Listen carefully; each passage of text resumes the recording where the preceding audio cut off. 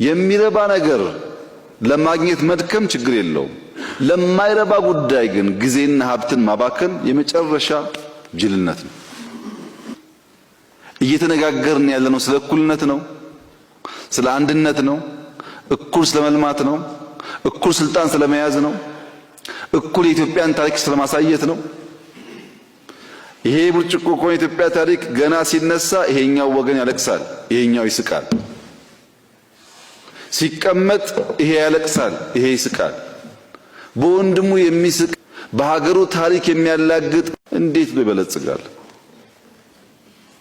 ቁም ነገሮች አሉ እንዳነሳችሁት፣ አሁን መንገድ፣ መብራት፣ ውሃ፣ አንዱ ጋር ሄዶ መነገድ፣ ይሄ መወያየት አለብን። ኢምፖርታንት ነገር ነው። ግን ወንድም ወንድሙን ጠልቶ፣ ወንድም ወንድሙን ገሎ፣ ወንድም ወንድሙን አራክሶ የተሰራን ቁም ነገር የሚታይን ነገር አጠልሽቶ ምን ፋይዳ ይገኛል? ከዚህ ውስጥ ምን ቁም ነገር አለ? ይሄን እንደ ሀገር ማሰብ፣ መወያየት፣ መመካከል ያለብን ጉዳይ ነው። ሁሉም ጋር ብትሄዱ ህዝቡ እንደናንተ ነው፣ ንጹህ ነው።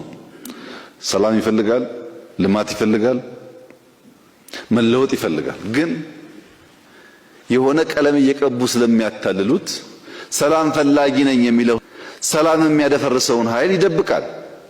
ደብቆ መንግስት ወይ ሰላሜን አምጣ ይላል። ሰላም ያለውማ አንተ ጓዳ የደበቅከውን ሰላም አደፍራሽ ስታወጣ ይመጣል። ሌላ መንገድ የለውም።